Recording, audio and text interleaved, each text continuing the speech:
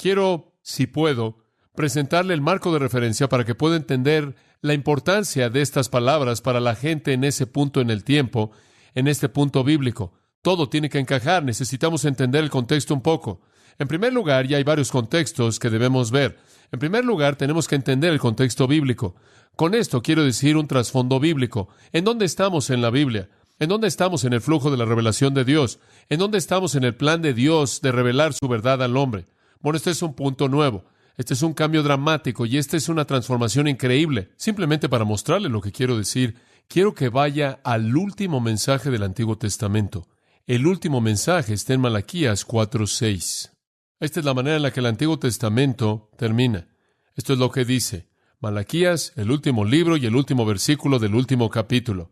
Y Él volverá el corazón de los padres a los hijos, y el corazón de los hijos a sus padres. Ahora escucha esto. No sea que venga y azote la tierra con una maldición. Qué interesante. El Antiguo Testamento termina con una maldición. El Nuevo Testamento comienza con una bendición. Ahora, ese es un cambio dramático. Las últimas palabras del hombre de Dios, una maldición. Esas son las últimas palabras, una maldición. Las primeras palabras del hombre de Dios, el Cristo viviente, bienaventurados. Bienaventurados, bendición y maldición. El Antiguo Testamento, la ley, Sinaí, relámpago, truenos, juicio, maldición. El Nuevo Testamento, Sión, gracia, paz, bendición. Un cambio dramático. La palabra bienaventurados, Macarios, de hecho, ese es un nombre común para la gente que es griega. Quizás se acordará del obispo Macarios de la iglesia griega ortodoxa. Macarios es un adjetivo que básicamente significa feliz. Eso es realmente lo que significa. Pero quiero expandir eso un poco más para que pueda entender la importancia de este nuevo mensaje. La palabra básicamente viene de una raíz, macar. Esa raíz significa estar feliz, felicidad real, no en el sentido del mundo de felicidad basada en la circunstancia positiva. Tanto Homero como Hesíodo hablaron de los dioses griegos como estando... Ahora escuche esto, porque este es un punto muy importante. Hablaron de que los dioses griegos eran bienaventurados en sí mismos y dijeron que era un estado no afectado por el mundo de los hombres que estaban sujetos a la pobreza, debilidad y muerte. En otras palabras, el concepto antiguo griego de Macar y Macarios es la idea de un tipo de felicidad y un tipo de bienaventuranza, y un tipo de satisfacción, y un tipo de bendición que no es afectada por las circunstancias. Eso es realmente lo que estaban diciendo. La palabra entonces tiene la idea de una bendición interna, de una felicidad interna, que ni es el resultado de la circunstancia, ni está sujeta al cambio en base a las circunstancias. Este es el significado básico del Nuevo Testamento de bienaventurado. Significa una paz interna, una bendición interna, una felicidad interna, un gozo interno que no es producido por las circunstancias ni es afectado por las circunstancias. Es un estado de felicidad, un estado de bienestar en el cual Dios desea que sus hijos vivan. Ahora, permítame profundizar un poco más. Es una palabra que indica virtud. Es una palabra que habla de virtud. Toca al hombre en su base misma de existencia. Es una palabra que habla de virtud. Y la razón por la que digo eso es porque es usada para describir a Dios. Por ejemplo, encontramos muchas veces en la Biblia la afirmación, bendito sea Dios. Por ejemplo, el Salmo 68:35 dice eso. Bendito, bienaventurado sea Dios. Salmo 72:18 dice, bendito sea Jehová Dios. Salmo 119:12 dice, bendito eres tú, oh Jehová. 1 Timoteo capítulo 1, versículo 11 dice, el Dios bendito. En otras palabras, ahora escucha esto, lo que este estado sea, es verdadero de Dios. ¿Entiende lo que estoy diciendo? Sea lo que sea, es verdadero de Dios. Sea lo que sea, ser bienaventurado y bendito es verdad acerca de Dios.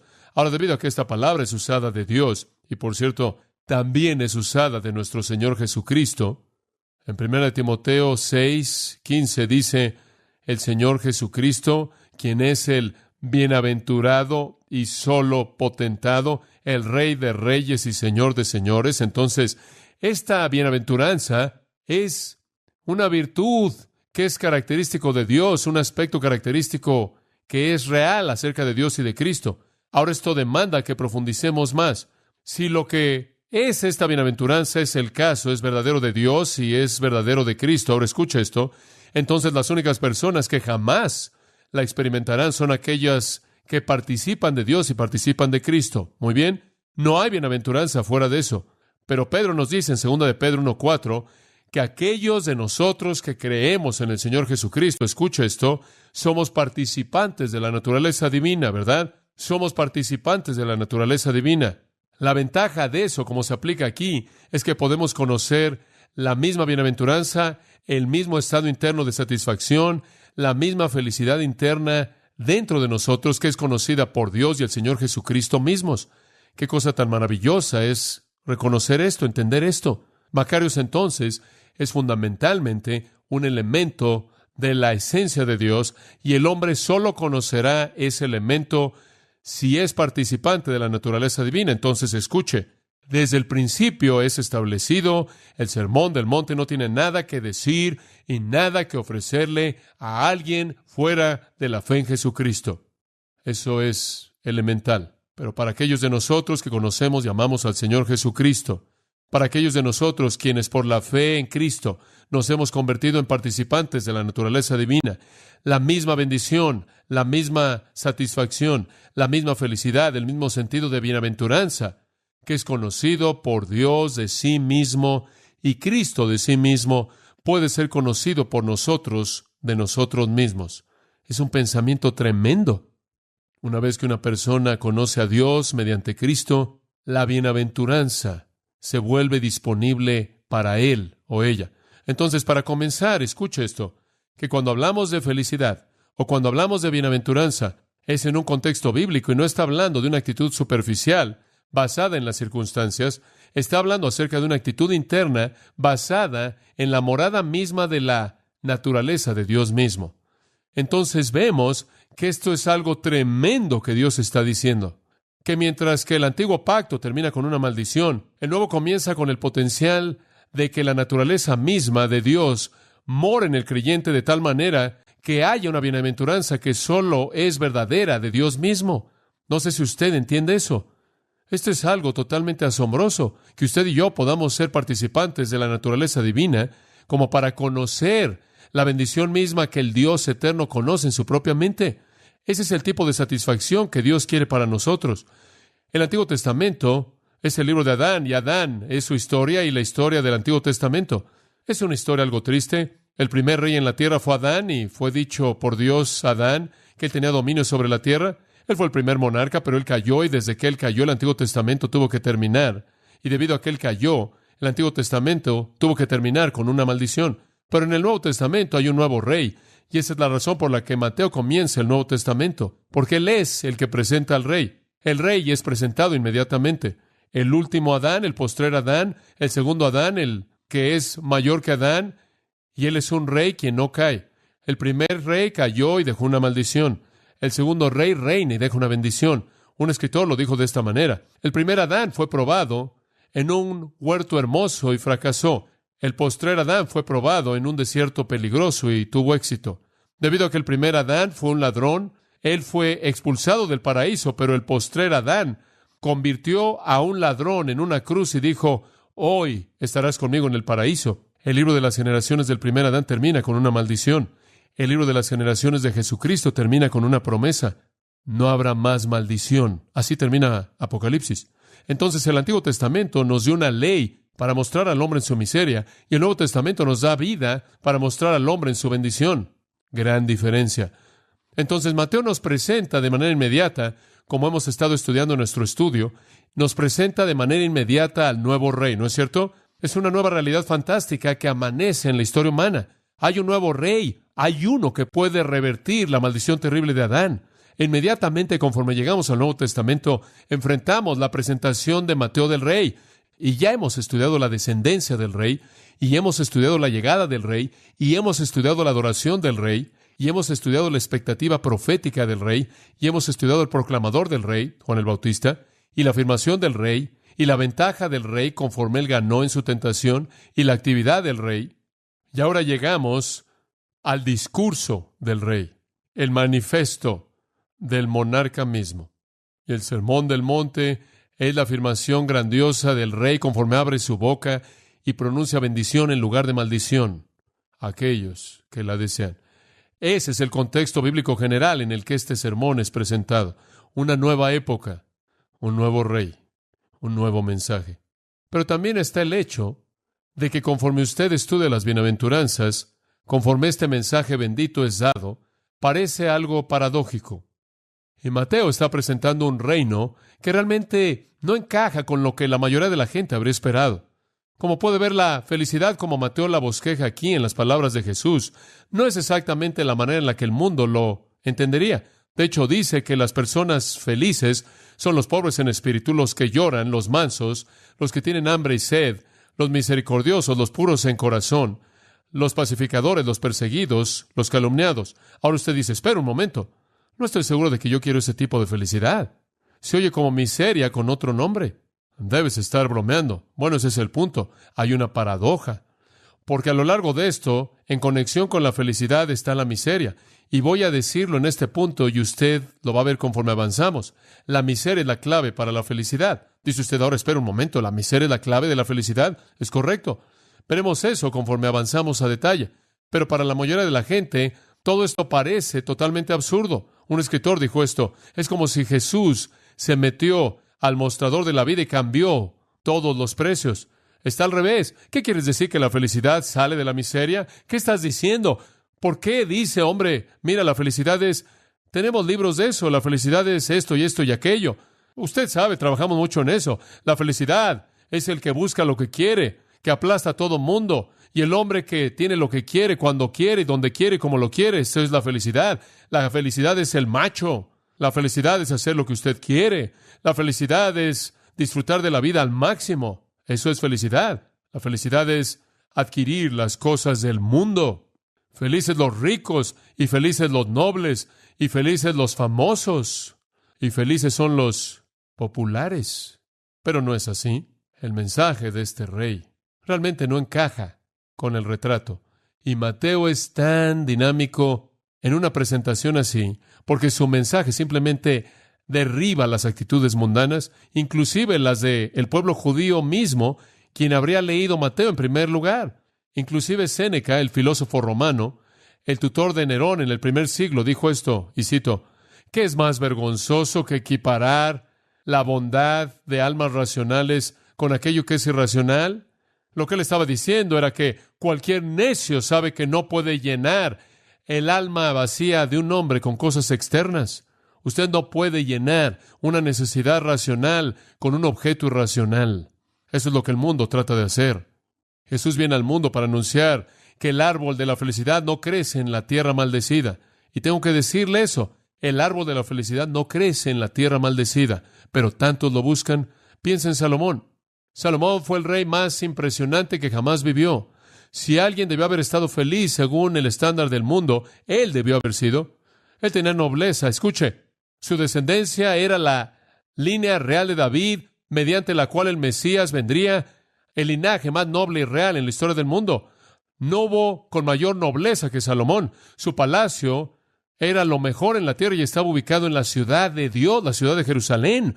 Su riqueza era tan incontable y su tesoro tan vasto que el Antiguo Testamento dice que la plata era tan común como las rocas.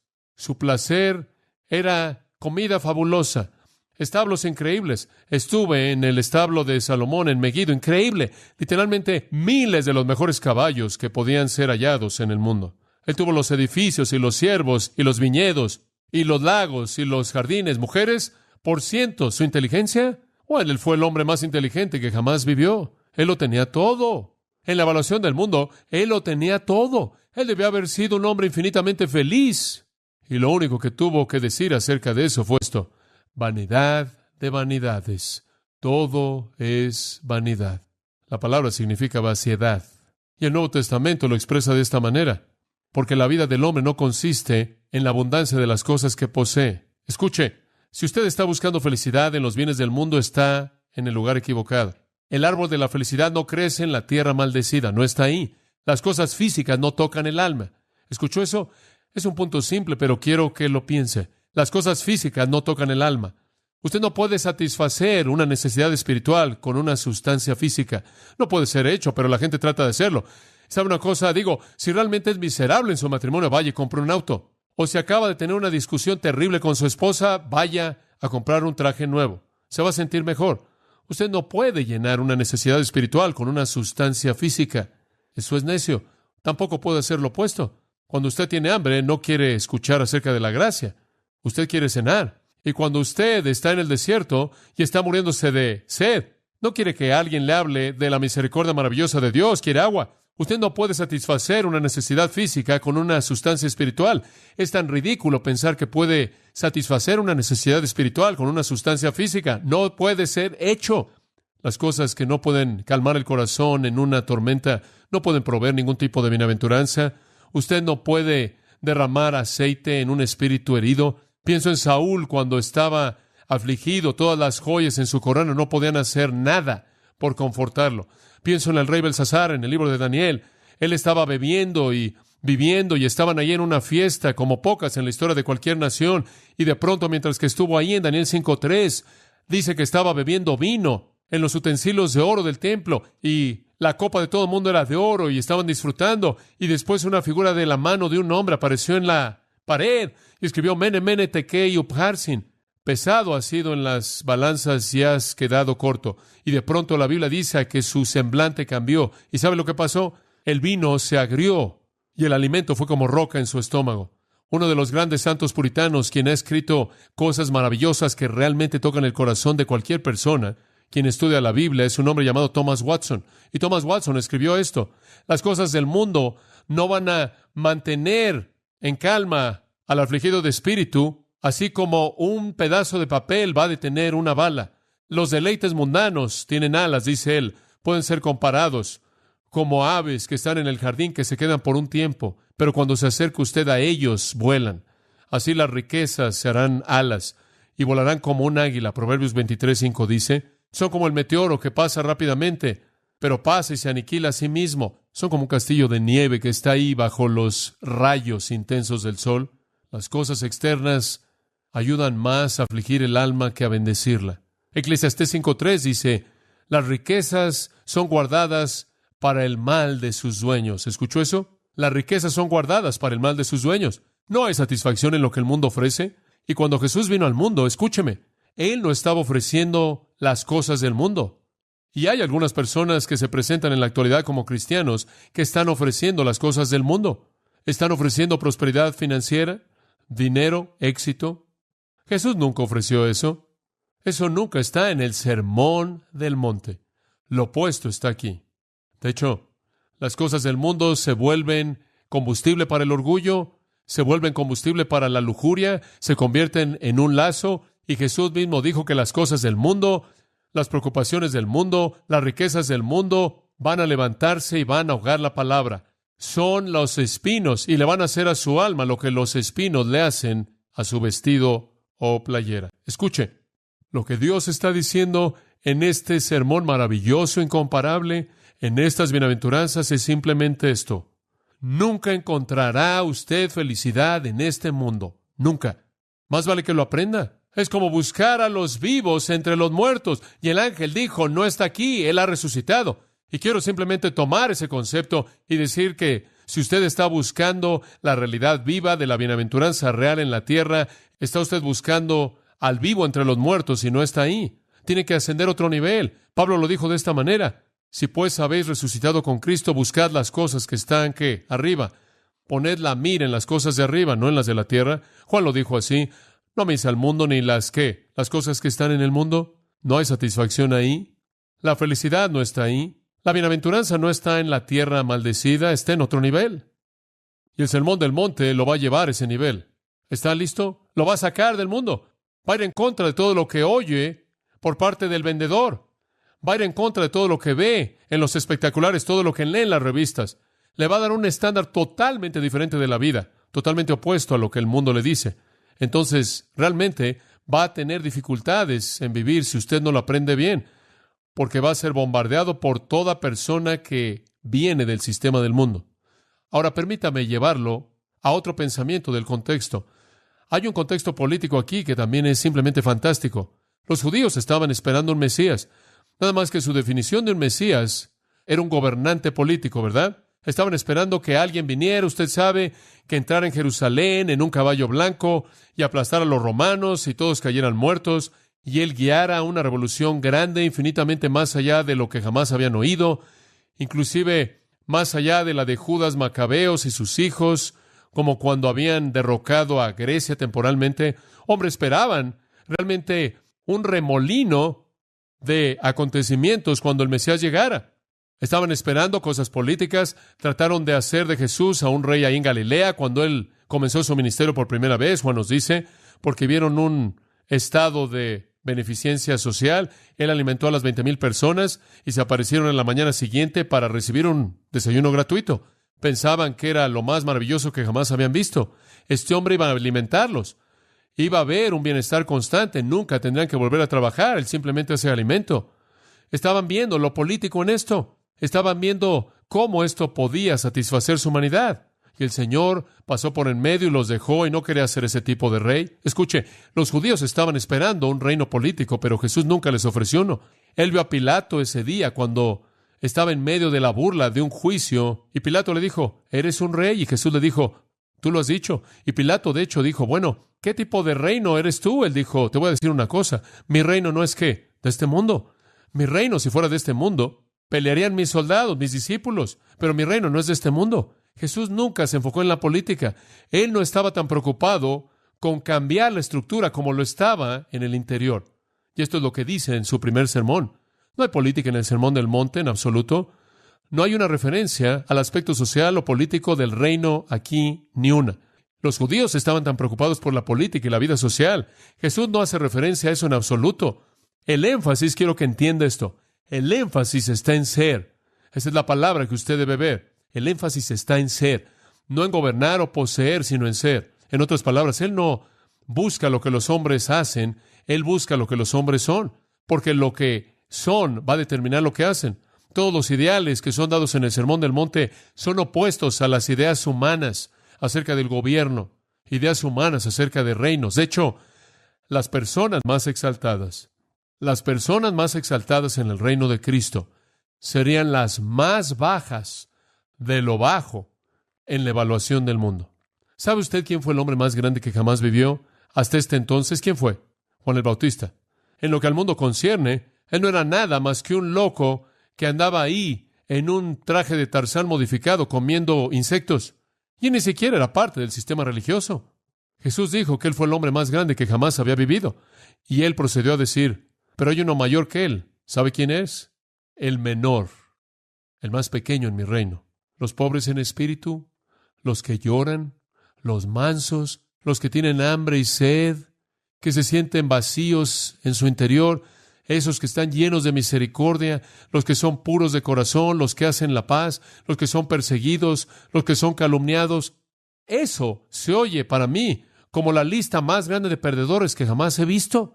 Bueno, por los estándares del mundo lo son. El mundo dice, demanda tus derechos, sé prominente, busca la cúspide, aférrate a tu orgullo. Este es un tipo diferente de reino. Inclusive promueve persecución sin venganza y bendice a aquellos que viven de esa manera.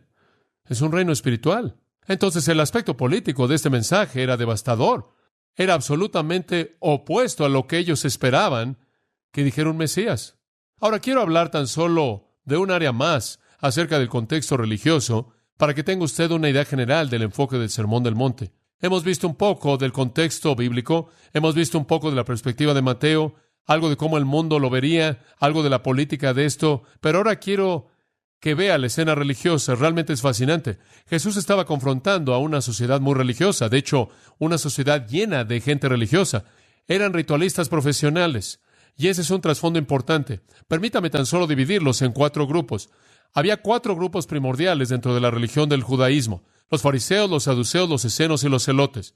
Hemos hablado de ellos en otras ocasiones. En primer lugar, los fariseos. Aquí vamos. Los fariseos creían que la felicidad se encontraba en la tradición o el legalismo. Se aferraban al pasado. Mucho. Ellos creían que la felicidad real venía mediante obedecer las tradiciones de los padres. Después estaban los saduceos. Y los saduceos creían que la felicidad se encontraba en el presente, en el modernismo, en el liberalismo.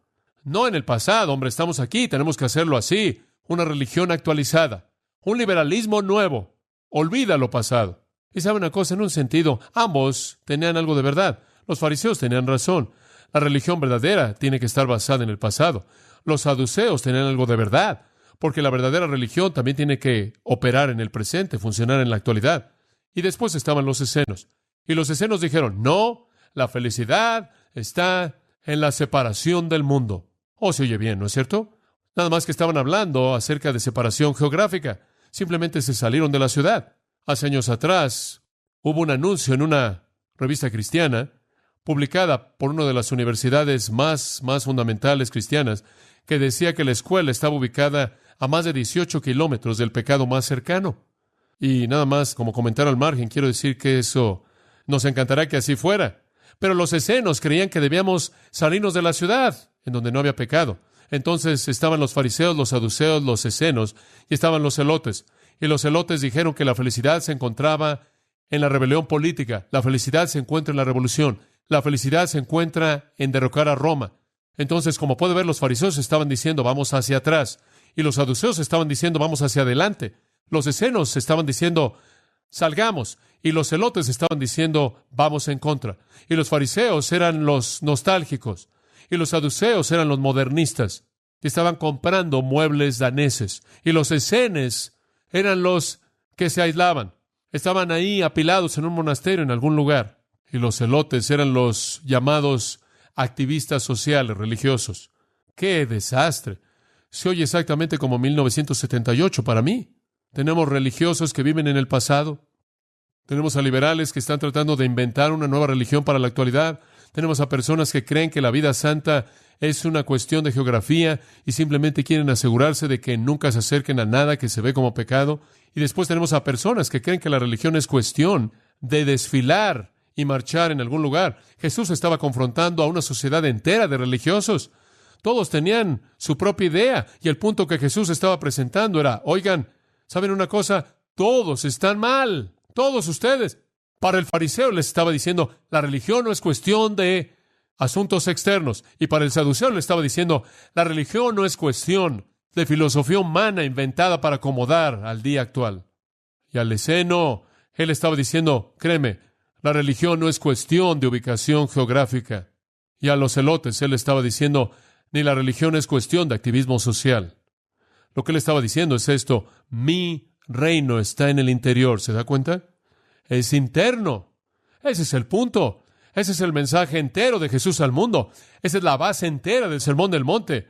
Está adentro, no afuera. No rituales externos, no filosofía externa, no ubicación externa, ni monasterios, ni nada de eso. No activismo exterior. Es interno. Lo que Jesús está diciendo aquí, yo creo, abre la puerta del nuevo pacto del cual Jeremías dijo, Dios escribirá su ley en sus partes internas. ¿Se da cuenta? Pasando al interior.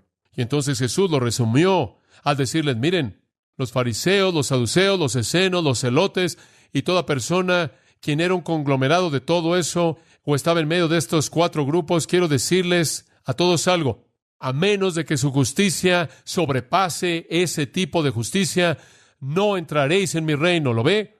A menos de que tengan más a favor de ustedes que lo externo, no tienen parte en mi reino, porque como dije antes, no hay fuente de bendición en la tierra maldecida.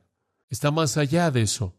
Toda esa religión estaba lidiando con lo externo, y el Sermón del Monte invade el pensamiento judío con un golpe, al decirle que la bienaventuranza verdadera viene desde adentro, no de afuera. Lo mismo es el caso en la actualidad. No encuentre consuelo en el hecho usted de que tiene la teología correcta. Los liberales no pueden consolarse a sí mismos con el hecho de que tienen esta nueva teoría o que la Biblia no es la palabra de Dios, realmente la han actualizado. Hombre, son realmente contemporáneos, están siguiendo la manera de pensar de la época. Un hombre no puede consolarse a sí mismo en el hecho de que se ha alejado del mundo y se ha mudado a un monasterio y se sienta ahí, contempla a Dios sin distracción de las cosas del mundo. Ni un hombre puede consolarse a sí mismo porque cree que es un activista social y él anda por todos lados tratando de enderezar a la sociedad. Estas no son las cosas que busca Jesús. O en últimas, todas esas cosas tienen parte de la verdad, ¿no es cierto? Necesitamos estar involucrados socialmente y necesitamos estar apartados para Dios y necesitamos ser actuales y necesitamos estar basados en el pasado, pero en y por sí mismos son externos y Dios busca lo interior. Allá atrás, en 1 Samuel 16:7, el Señor lo presentó cuando dijo, el Señor, Jehová, ve el corazón. Y Proverbios 4:23 dice, sobre toda cosa guardada, guarda tu corazón, porque de él mana la vida. Bueno, más vale que guarde su corazón, ese es el punto. Bueno, ¿sabe una cosa? Si usted se encarga de su corazón espiritual, como usted cuida de su corazón físico, será sorprendente, ¿no es cierto? La gente en la actualidad literalmente está enloqueciendo por proteger su corazón. Gente corriendo por todos lados, andando en bicicleta, corriendo arriba y abajo, tiene que cuidar del corazón. Puede ir al centro comercial y meter su brazo en algo ahora, mete ahí una moneda y le va a decir cómo está su corazón. ¿Alguna vez ha hecho eso? Lee su presión arterial, hombre, cuide su corazón, guarde ese corazón. Y si usted tiene un pequeño problema, hombre, quite la grasa y el colesterol. Cuidado con los triglicéridos y demás y demás. Y sabe una cosa, la Biblia dice, más vale que guarde el corazón, que es lo que importa. Ese es el verdadero corazón. En el pensamiento hebreo, de ahí fluía todo el conocimiento de Dios, la mente. Escuche, si hiciéramos tanto para proteger nuestro corazón espiritual como lo hacemos para proteger nuestro corazón físico, estaríamos en gran forma espiritualmente. Pero algunas veces simplemente ignoramos esa área, y eso es lo que busca Jesús. En Lucas 11:39, una traducción es maravillosa en este pasaje. Escuche lo que dice. Jesús dijo, ahora tienen el hábito de limpiarlo de afuera de sus tazas y platos, pero por dentro están llenos de avaricia y impiedad, necios. ¿Acaso el que hizo lo de afuera no hizo también lo de adentro? Dedíquense de una vez por todas a su persona interior para que todo lo demás sea limpio. ¿Se da cuenta? Ese fue el mensaje de Jesús. Ese es el corazón del Sermón del Monte. Ahora, en base a ese contexto y al panorama que acabamos de ver, quiero que es importante que estudie esto. ¿Se da cuenta? Realmente importante. Creo que hay por lo menos 5 razones por las que es importante. Simplemente se las voy a dar rápidamente. Número 1, porque el Sermón del Monte le va a mostrar la necesidad absoluta del nuevo nacimiento. El Sermón del Monte le va a mostrar que usted nunca puede agradar a Dios por sí mismo, en su carne. Nunca. Y como dije al principio, las únicas personas que van a conocer la bienaventuranza son las personas que conocen que la bienaventuranza es un atributo de Dios y son participantes de la naturaleza divina, lo pueden conocer y experimentar. Escuche, el Sermón del Monte para mí va mucho más allá de la ley de Moisés al mostrarnos la necesidad de salvación. Usted no puede vivir un día en una condición bienaventurada, fuera del nuevo nacimiento en Jesucristo. Es lo más grandioso en el Nuevo Testamento para mostrarle al hombre la situación desesperada en la que está sin Dios. Lo segundo, creo que debemos estudiar el Sermón del Monte, no solo porque muestra la necesidad absoluta de nuevo nacimiento, sino porque apunta de manera clara a Jesucristo. Quizás es la verdad más grande que nos ayuda a entender la mente de nuestro Señor Jesucristo. ¿Quieres saber cómo piensa Él? Estudie su sermón. ¿Quieres saber cómo palpita su corazón? Estudie su sermón. ¿Quieres saber lo que Él realmente piensa acerca de la vida y los estándares para la vida? Estudie el sermón. En tercer lugar, debemos estudiar el Sermón del Monte porque es la única manera de encontrar la felicidad para los cristianos. Si quiere ser feliz, si quiere estar realmente lleno del Espíritu, no debe estar buscando alguna experiencia mística, no debe estar buscando algún tipo de sueño que no puede alcanzar, no debe estar asistiendo a reunión tras reunión para tratar de encontrarlo en el aire. Si quiere conocer la felicidad y la bienaventuranza y el gozo, entonces simplemente estudie el Sermón del Monte y practíquelo. Y añadiré otra cosa. Creo que debemos estudiarlo porque es el mejor medio que conozco de evangelismo. Dice usted, ¿qué quieres decir evangelismo? Le voy a decir esto. Si vivimos el Sermón del Monte, vamos a voltear al mundo de cabeza. Es la herramienta más grande de evangelismo que hay, vivir este tipo de vida. Y después, finalmente, debemos estudiar el Sermón del Monte y vivirlo porque agrada a Dios. Y sabe una cosa, ese es un privilegio. Que John MacArthur pecaminoso, simplemente yo, como Pablo estaba cantando, simplemente yo pudiera agradar a Dios. ¡Qué pensamiento tan increíble! Suficientes razones como para estudiar el Sermón del Monte. Suficientes razones como para entregarnos a Él. Permítame terminar conforme concluimos los primeros 2 versículos para dar un paso más hacia adelante. La ocasión, ya hemos visto el contexto, simplemente quiero compartir otros puntos de manera breve. La ocasión, versículo 1, viendo las multitudes, vamos a detenernos ahí. A Jesús siempre le preocuparon las multitudes. ¿Y sabe qué dice en Mateo 9:36, Mateo 14:14 y Mateo 15:32? Que cuando Él vio las multitudes, Él tuvo ¿qué? Compasión. Jesús vio a esa multitud de personas. La multitud está descrita en el versículo 23 al 25 del capítulo 4. Y recorrió Jesús toda Galilea, enseñando en las sinagogas de ellos y predicando el evangelio del reino y sanando toda enfermedad y toda dolencia en el pueblo. Y se difundía su fama por toda Siria, y le trajeron todos los que tenían dolencias, los afligidos por diversas enfermedades y tormentos, los endemoniados, lunáticos y paralíticos, y los sanó. Y le siguió mucha gente de Galilea, de Decápolis, de Jerusalén, de Judea y del otro lado del Jordán. Aquí está esta multitud de gente que viene del norte, sur, este y oeste siguiéndolo. Y cuando Él los ve, como siempre, su corazón está quebrantado. Y sabe una cosa, cuando los vio teniendo hambre, Él les dio alimento. Y cuando ve el hambre espiritual de sus corazones, lo más profundo que hay en Él es Dios buscando satisfacer lo que necesitan. Había una maravillosa atracción a Jesucristo. Las multitudes simplemente lo rodeaban. Enfermos, poseídos por demonios, fariseos, saduceos, escenos, celotes, ritualistas y rameras, fariseos y publicanos, eruditos y analfabetas, refinados y degradados, hombres ricos y mendigos, de todo. Pero Jesús siempre es el que atrae a los hombres, y hay algo único, atractivo en Jesucristo, que no conoce nada de clase, no conoce nada de dinero, y creo que se resume de manera tan hermosa en las palabras del apóstol Pablo cuando dijo que en Jesucristo no hay varón ni mujer, judío ni gentil, esclavo ni libre, ni griegos ni bárbaros. Entonces hubo un enfoque general hacia Cristo por parte de la multitud. Y viendo la multitud, subió al monte y habló. Y añadiría esto, su mensaje ni siquiera realmente fue para ellos, pero Él quería que lo oyeran. No podían vivirlo, no podían conocer esta bienaventuranza, pero por lo menos podían saber que estaba disponible. Y entonces fueron la audiencia secundaria, pero fueron lo que motivó el mensaje, porque Él quería que lo oyeran y se vieran atraídos a Él. Entonces vemos el contexto y la ocasión, y después una palabra acerca del predicador. ¿Quién es el predicador? Subió al monte, y sentándose vinieron a Él sus discípulos, y abriendo su boca les enseñaba, diciendo, el predicador más grande que jamás vivió, Él es el predicador, de quien dijeron que nunca antes jamás hombre ha hablado como Él, o de quien dijeron, hablaba como uno que tenía autoridad y no como los escribas y fariseos. ¿Sabe lo que quisieron decir con eso? No citó a ninguna fuente, no citó ningún rabino antiguo. Él habló como si tuviera autoridad propia, de quien la mujer de Samaria dijo, venid y ved a un hombre quien me dijo todas las cosas que he hecho. ¡Oh, qué predicador! Este sermón es una de las ilustraciones más grandes de homilética que jamás he visto.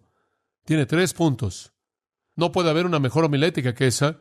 Una introducción fantástica, la introducción, y después el primer punto, los ciudadanos del reino, y después el segundo punto, la justicia del reino, y después el tercer punto, la exhortación a entrar al reino, y después en la última parte del capítulo 7, el efecto que tuvo el sermón. Es homilético, fluye de manera hermosa, pasa de una cosa a la otra, las transiciones son magníficas. El predicador maestro tuvo estructura, tuvo poder, tuvo comisión divina. A uno de los profetas del Antiguo Testamento Dios le había dicho, haré que tu lengua se pegue a tu boca, tú serás el mudo y no lo reprenderás. Ezequiel capítulo 3, pero más tarde Dios regresó a ese mismo profeta en el capítulo 33 y le dijo, ahora la mano de Jehová estaba sobre mí en la tarde, mi boca fue abierta y ya no estaba mudo, y la palabra de Jehová vino a mí. Y sabe una cosa, nuestro Señor Jesucristo, con todo el poder que tenía, con todo el intelecto que solo Dios pudo haber desarrollado, presentó un sermón como ningún otro sermón. Sin embargo, refrenó su boca hasta que la voluntad y tiempos soberanos de Dios la abrieron. Él no solo tenía poder en la estructura, sino una comisión divina. El contexto, la ocasión, el predicador. El momento, observe de nuevo el versículo 1. Fue un monte. Él encontró un púlpito. Y por cierto, es hermoso señalar que el griego añade el monte. El monte. ¿Qué monte? Oh, ningún monte en particular. Como Jerry dijo, simplemente es una colina que está ahí en la costa norte, ahí del mar de Galilea, que entra al agua, hermosa, verde, alumbrada por el sol. Uno de los escenarios más magníficos que jamás ha visto en su vida, el sentarse ahí, en el monte en donde Jesús dio este tremendo sermón, y simplemente ver las aguas del mar de Galilea, rodeado por los montes gentiles de Galilea a la derecha y las cumbres hermosas a la izquierda, y donde comienza el río Jordán ascendiendo ahí por el valle del Jordán, hasta que finalmente llega al Mar Muerto, a la derecha y ahí por los montes al oeste del valle de Sarón, y después al Mediterráneo. Y después en ese pequeño monte se sentó Jesús y habló. Y no era nada más que un monte, pero el griego dice el monte. Y no es el monte debido a lo que el monte es, sino por lo que el monte se volvió. No era el monte hasta que él dio este sermón y después fue el monte. Fue el monte cuando Mateo lo escribió. Y era el monte porque ahí es donde Jesús enseñó. Él lo hizo el monte. Él tenía una manera de santificar la insignificancia misma del lugar y lo apartó como el monte. Y a lo largo de todos los cientos de años desde ese entonces, los cristianos siempre han recordado dónde estaba ese monte. Es simplemente un pequeño monte, pero es el monte. ¿Por qué? Él lo hizo el monte. ¿Y el estilo? ¿Qué hay del estilo? No solo el contexto, la ocasión, el predicador, el momento, sino el estilo. Él se sentó y sentándose abrió su boca y les enseñaba diciendo. Él se sentó porque, como puede ver, esa era la manera tradicional en la que un rabino enseñaba. Y cuando un rabino simplemente estaba hablando y se ponía de pie y estaba caminando, era no oficial. Pero cuando él se sentaba, hombre, eso era oficial. Inclusive tenemos eso en la actualidad. Cuando un profesor recibe una tarea en una universidad, decimos que ha recibido la silla o la posición. Y a partir de esa posición él enseña. La Iglesia Católica nos dice que el Papa habla ex cátedra. ¿Sabe lo que eso quiere decir? Desde su asiento, desde su silla. Cuando un hombre se sentaba a enseñar, tenía autoridad. Eso era oficial. Y lo que Jesús estaba diciendo no era algo al azar. Fue el manifiesto oficial del Rey. El manifiesto del Rey. Abrió su boca. Es un coloquialismo en el griego. Un coloquialismo hermoso. Es usado de afirmaciones solemnes, dignas, serias, de peso. No es solo hablar por hablar. Esta es una enseñanza seria, de peso, digna. Y también esta frase, abriendo su boca, es usada en algunas referencias extrabíblicas para hablar de alguien que realmente comparte su corazón de manera íntima. Entonces, ser oficial